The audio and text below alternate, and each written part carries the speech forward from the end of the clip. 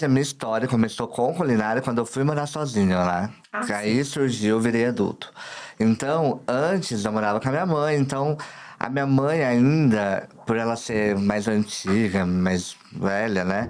Ela nunca. Sempre teve um pouco de machismo. Eu tenho 8 irmãos. Eu sou caçula. E Uhum. eu nasci, depois a gente vai comentar sobre minha vida, eu nasci com muitos problemas de saúde, então eu sempre fui muito protegido, né? Então, Aham. eu nunca pude pegar uma vassoura, eu nunca tive essa coisa, tipo, mãe, me ensina a fazer alguma coisa. Ela sempre me protegeu Sei. pra Mimado, isso. famoso mimado. Mimado, é. Então, tudo surgiu quando eu fui morar sozinho e falei, e agora? Eu vou viver de pedindo comida, Miojo. miojo, ou vou comer comida, porque eu gosto muito de comida. Eu amo arroz, amo feijão. Então, isso até me enche a boca de falar. E Você que tá aí nos vendo, horário de hora do almoço almoço. ainda. Exato. Então eu pensei, não, preciso aprender a cozinhar. E eu aprendi do zero como fazer um arroz. Eu precisei no Google, minha primeira receita. Gente. Então, por isso que eu falo, tipo, quem quer, né, tipo, nessa parte, assim, que a gente, quando a gente tenta, consegue, tanto que é uma mensagem que eu passo nos meus vídeos. Os meus vídeos, eu sempre faço sorrindo. Uhum. Porque eu quero mostrar para as pessoas que, acima de qualquer dificuldade, né, que a gente tem, a gente vai conseguir. Porque quando a gente. Eu falo não na busca de uma oportunidade, que muitas vezes a gente precisa de uma oportunidade para conseguir o que a gente quer. Mas eu falo no que a gente sonha, aquilo que a gente quer pra gente. Então, driblando que eu sou uma pessoa com deficiência, uma pessoa LGBTQIA+. Então, eu mostro para as pessoas com leveza que você quer cozinhar, você consegue. Você quer sair de casa cedo, você consegue. Assim, lógico, né? Tipo, sempre tendo a maturidade que não é fácil. Não, Sim. nunca foi fácil. Eu posso Mas aproveitar para te fazer uma pergunta? pode. Desculpa. Você falou que saiu de casa com 18 anos. Eu saí também cedo, assim, com 17 anos, né? E você falou que teve 8 irmãos. E você é o mais novo. E que teve uma relação aí com a sua mãe de muito cuidado e proteção. Em função dos enfrentamentos que você teve, né? No seu nascimento, que você falou. Tá bem. Como foi pra você, quando você foi pra faculdade, né? Que você já não tava mais em casa. Eu tô entendendo que você mudou de cidade, né? A gente tava até falando que somos do interior. Somos, né? Eu Como é nasci em que foi pra Pirajuí, você? e aí depois eu fui pra Bauru, porque eu sempre, por mais que eu tive uma infância muito difícil, né, por Uhum. conta do problema de saúde, eu sempre quis mais, sabe? Eu sempre quis, eu falo que eu sempre assumi o papel de protagonista da minha vida. Que eu podia ter sido vítima. Uhum. Porque muitas vezes eu era julgado pelo meu tamanho, e quando você é julgado, as pessoas julgam a sua capacidade. Então, Uhum. muitas vezes, eu poderia falar, não, não sou capaz, vou ficar aqui com a minha mãe, mas não.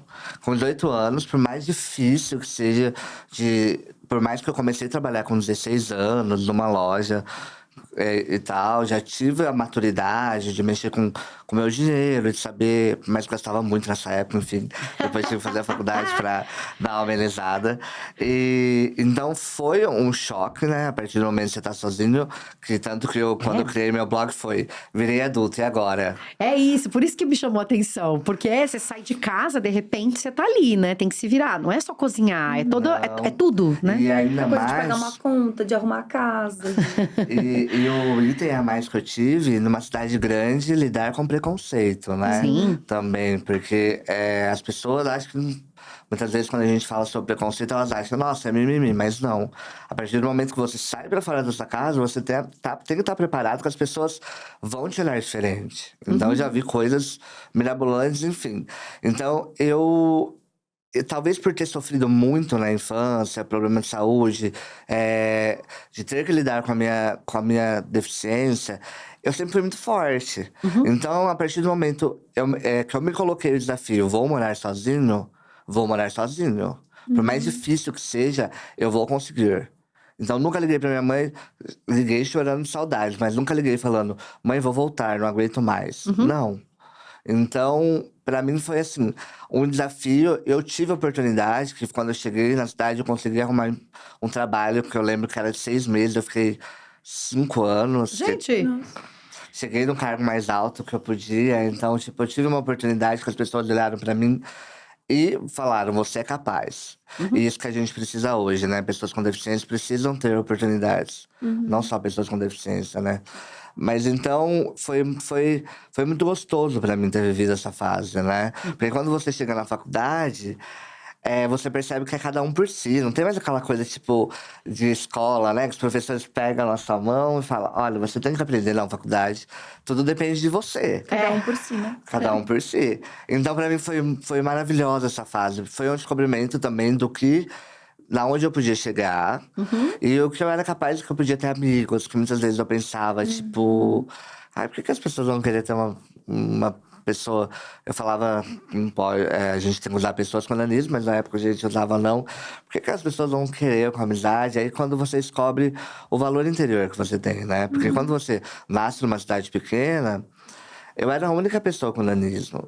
Pra vocês terem ideia, as pessoas me batiam na bunda, essas coisas, tocavam, tipo, nossa, você é real. Elas me tratavam, infelizmente, como se eu fosse uma aberração.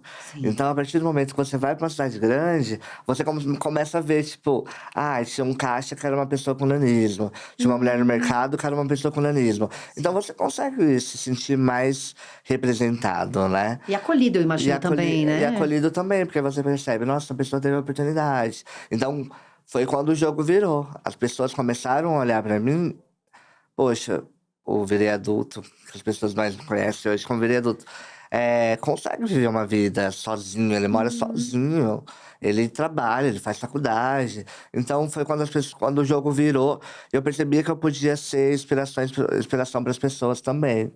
Então, tipo, foi maravilhoso, assim, esse descobrimento do meu potencial, da onde eu podia chegar. Sim. Nossa, muitas perguntas a partir do que tu falou agora, mas É. me chamou a atenção uma coisa. Esse entendimento sobre sexualidade veio na mesma época? Veio. Na Ir verdade, pra cidade grande. ir pra cidade grande foi quando você se liberta, né? Aham. Tipo, eu posso ser quem eu sou. Porque na cidade pequena, por mais que eu me assumi pra minha mãe com 17 anos, Ah, legal. eu me sentia muito fechado, porque por muitas vezes eu lembro que eu questionava pra Deus. Falava, Deus, eu já sofro com nanismo, né? Porque não é uma coisa fácil de lidar. Eu sou gay. Como assim? E foi quando veio aquele misto de sentimentos de eu querer brigar contra o meu sentimento, né? Que não é uma escolha. Mas por muitas vezes eu tentava, tipo, gostar do sexo oposto. Eu lutei pra isso, sabe? Falava, não, mas não dá, não gosto. Foi aí, depois que eu fui pra uma cidade grande, que eu fui começar a entender. E eu já ouvi coisas do tipo, além dele ser anão, ele é gay também. Então isso veio de dentro da minha família, ouvir isso. Então, você imagina, né? Quando você pensa em família, você se sente acolhido, você tem que ter o acolhimento. Mas nessa época, com meus 16, 17 anos, eu ouvia isso. Então eu tive que ser forte.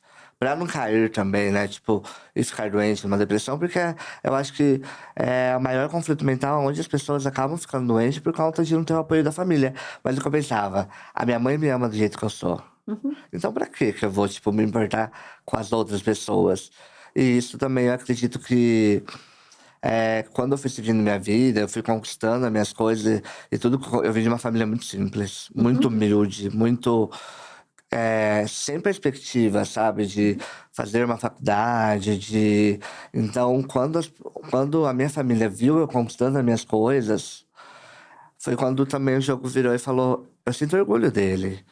É tipo, a construção sexual dele não muda quem ele é, a opção sexual.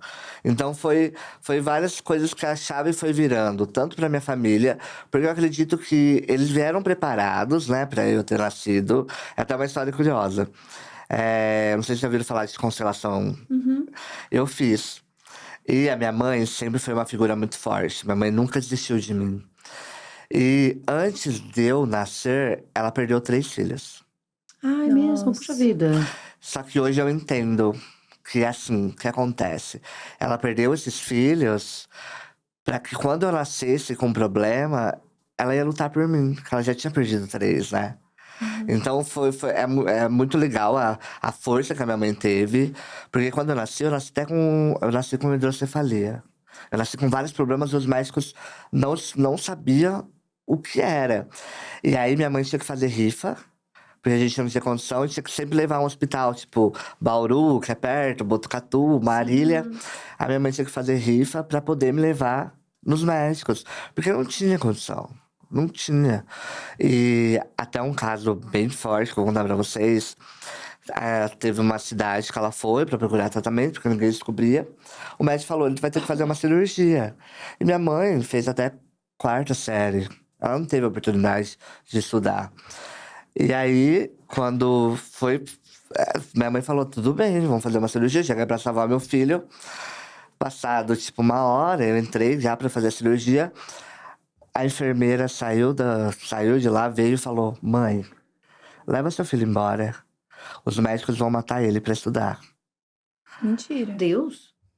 Então, tipo assim, a minha mãe, tipo, disse que ficou desnorteada na hora, correu atrás, tipo, pra me pegar antes de entrar na cirurgia, e saiu pela cidade com medo, né? Você imagina, minha mãe sem dinheiro, porque era tudo muito contado, e desesperada. Mas, meu Deus, a sua mãe saiu com você? Ela E você pegou não eu, fez a não fiz a cirurgia? cirurgia, porque disse que o meu caso era tão raro, como era um hospital de faculdade, Nossa. que eles iam, tipo, até é louco falar isso, né?